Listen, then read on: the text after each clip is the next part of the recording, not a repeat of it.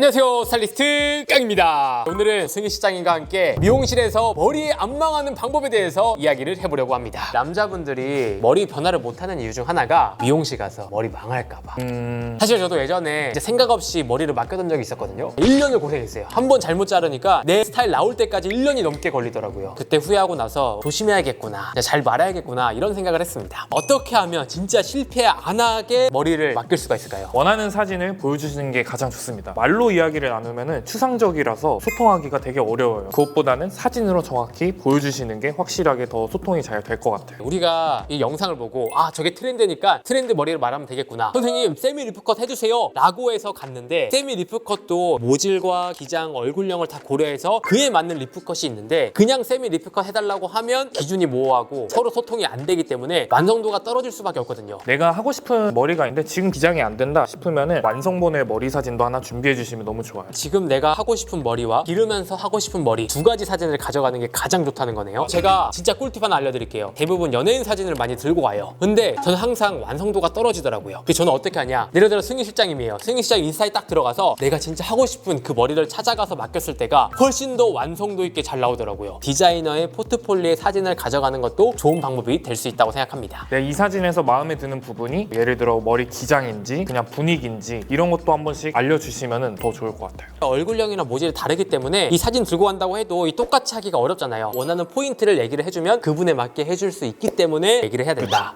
그럼 내가 하고 싶은 사진만 들고 가면 실패 안 하나요? 다른 방법 없나요? 이런 건 하지 않았으면 좋겠어요 하는 부분들을 확실하게 얘기를 해주시면 더 좋아요. 예를 들면 저는 광대가 튀어나온 게 부각되는 게 너무 싫어요. 그러면 그 디자이너분은 보완할 수 있는 디자인으로 해주실 거예요. 저도 이런 걸 진짜 중요시하는 게, 저 같은 경우에는 뒷머리 다운펌을 잘 안 하는 편인데 트러블이 너무 많이 생기더라고요. 이런 것도 좀 이야기를 해주신다면 완성도 있게 머리가 나오지 않을까 싶습니다. 머리 맡기러 갈 때 내 직업을 좀 얘기를 해주면 어떨까. 그런 것도 너무 좋죠. 직장에서 깔끔하고 그런 이미지여야 해요 한다면 그거에 맞춰서 해드릴 수 있는 거고, 자유롭게 머리도 좀 해도 되는 편이에요 하면 그거에 맞춰서 해드릴 수 있기 때문에 내 직장이나 TPO를 설명해 주시면 너무 좋을 것 같아요. 고객님들이 다 얘기를 해도 되나 말아도 되나 이렇게 좀 고민을 하거든요. 디테일하게 얘기를 하는 게 좋은가요? 훨씬 좋고, 그리고 고객님들이 항상 걱정을 하시는 게 내가 이렇게 얘기를 많이 하면은 귀찮아하지 않으실까라고 생각을 하시는데 전혀 그렇지 않아요.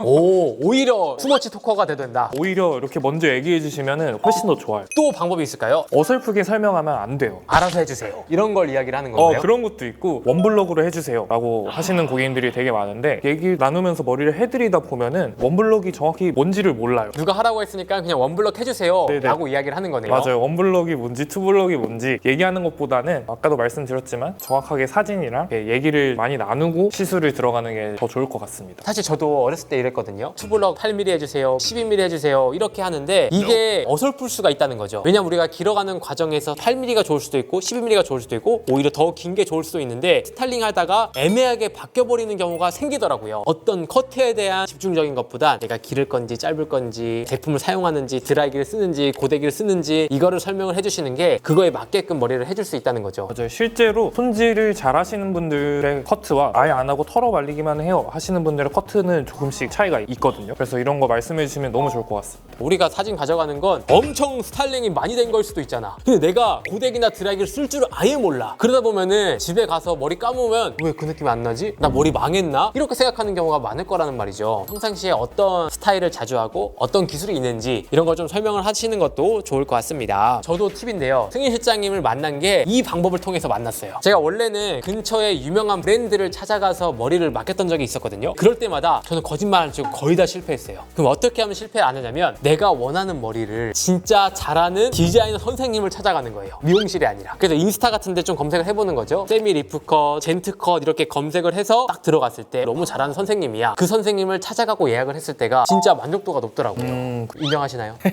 네.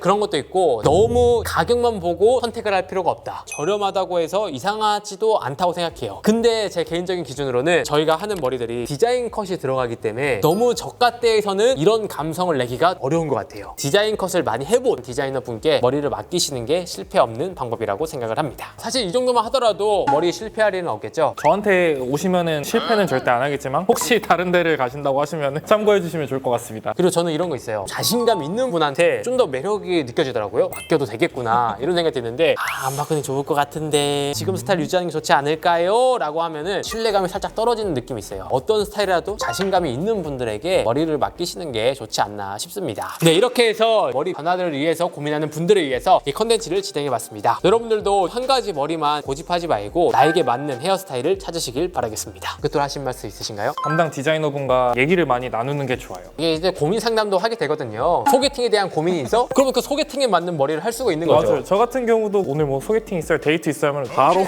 또 힘 줘가지고 네. 제품 싹싹 발라주시나요? 그들에게 적극적으로 소통해서 머리 실패하지 않길 바라겠습니다. 그럼 이상으로 오늘 영상을 마치도록 하고요. 다음에 더 좋은 영상으로 찾아뵙도록 하겠습니다. 감사합니다.